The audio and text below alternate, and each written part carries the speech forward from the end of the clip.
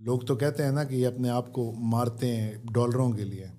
وزیرستان میں آپ آئیں نا, آپ کو پتہ ہو کہ RPG-7 کا فائر بھی سامنے سے آ رہا ہے, AK-47 کا بھی آ رہا ہے, 12.7 کا بھی آ رہا ہے, نیچے مائنز بھی ہیں, آپ پاؤں رکھیں گے تو اڑ جائیں گے. تو مجھے بتائیں, ہر جگہ سے فائر آ رہا ہو تو اتنا دل گردہ چاہیے وہاں پہ لڑنے کے لیے. ہر دنیا میں سب سے پیاری چیز ہر ایک انسان کو ہے اپنی جان, اور جان پھر پلاٹ کے لیے دینا. میں آپ کو پلاٹ دیتا ہوں, گولی مارتا ہوں, پھر پلاٹ دے دیتا ہوں, پھر آپ دیکھنا. صحیح. ہاں, تو آپ کے گھر والے پھر پلاٹ کو کیا کریں گے جب ان کا بیٹا ہی, جوان بیٹا ہی چلا گیا. تو مقصد یہ ہے کہ آپ جو مرضی پولیٹیکل کریں,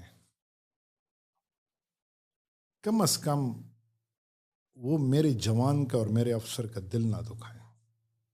میں اس ٹاپک پہ بڑا ٹچی ہوتا ہوں کیونکہ میں پھر نہیں برداشت نہیں ہوتا. میں اب ریٹائرڈ ہوں لیکن میرے میں خون وہی فوج والا ہے. میں نے رسک کھایا ہے. کچھ بات ہوتی ہے مجھے تکلیف ہوتی ہے, تو لوگ تو بات کر جاتے ہیں لیکن ان کو یہ نہیں پتا ان کے دل پہ کیا گزرتی ہے.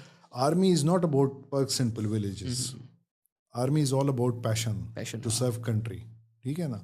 اب کوئی جائے گا, اگر وہ پوچھے گا کہ یار میں اپلائی کرنا چاہتا ہوں, سیلری کتنی ہے, تو میں اس بچے کو کہتا ہوں بچے آپ نہ جاؤ. آپ اگر سیلری کا پوچھ رہے ہو نا تو فوج آپ کے لیے نہیں ہے. یہی چیز میں پوائنٹ آؤٹ کر رہا ہوں. فوج میں ابھی مجھے آج آپ 1 کروڑ پر ڈے کی جاب دیں اور ایک ہاتھ میں مجھے PMA کا لیٹر دیں, میں PMA کا لیٹر لے کے چلا جاؤں گا. مجھے پیسے نہیں چاہیے, مجھے وردی چاہیے, مجھے وہ اپنے ملک کا دفاع چاہیے, میں ادھر جاؤں گا.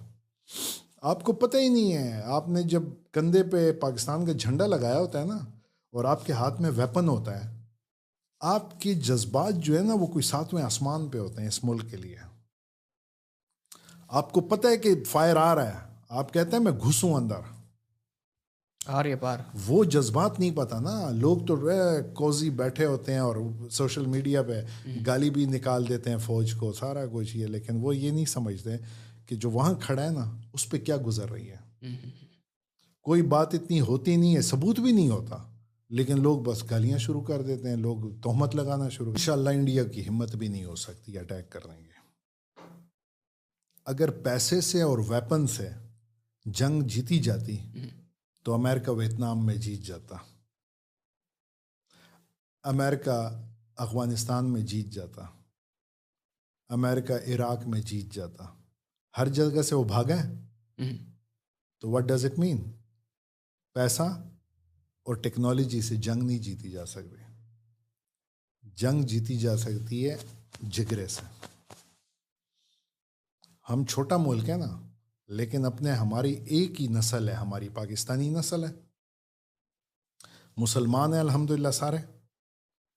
لڑیں گے تو اللہ کی راہ پہ لڑیں گے اور اپنے ملک کے لیے لڑیں گے.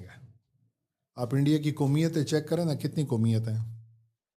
مسلمان ہیں, ہندو ہیں, سکھ ہیں, عیسائی ہیں, سب کا قبلہ, سب کی 120 تو زبانیں بولی جاتی ہیں. ان کی بٹالین میں, ریجیمنٹ میں تو یہ بھی مسئلہ ہوتا ہے, ایک آرڈر پاس کریں تو لوگوں کو سمجھ ہی نہیں آتا. وہ جنگ کیا کریں گے؟ جنگ اس سے نہیں ہوتا آپ نے رافیل لے لیے تو ہو گیا. رافیل کو چلانے والا جو بیٹھا ہوا ہے نا, اس کا جگرا, always a main behind the گن, وہ لڑتا ہے. تو وہ اس کے لیے الحمدللہ ہمارے پاس ٹیکنالوجی نہیں ہے, اس لیے ہماری ٹریننگ بہت سخت ہے. کسی نے پوچھا نا کہ یار آپ کے SSG والے یا فوج میں ٹریننگ بڑی سخت ہوتی ہے. ہم اس لیے کہتے ہیں ٹریننگ سخت اس لیے کہ ہمارے پاس وہ ٹیکنالوجی نہیں ہے جو امریکہ کے پاس ہے. تو ہم اس کو کور کس سے کرتے ہیں؟ ٹریننگ سے. تو وہ کوئی نہیں, سیاچن میں ہے نا تو لڑ رہے ہیں, سیاچن میں بیٹھے ہوئے ہیں, کوئی مسئلہ نہیں ہے. ہمارے پاس وہ امریکن ٹیکنالوجی ہے, وہ جو ان کے پاس ہے وہ ہمارے پاس نہیں ہے.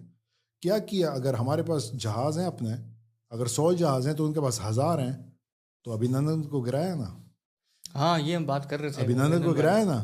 تو کس کی وجہ سے؟ کیونکہ ہمارے پائلٹ بیسٹ ہیں.